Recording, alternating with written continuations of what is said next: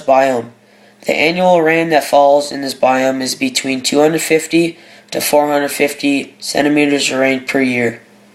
The rainforest is very humid and wet. The average temperature of the rainforest is about 77 degrees Fahrenheit, but never drops below 64 degrees. There are many problems that the rainforest biome encounters.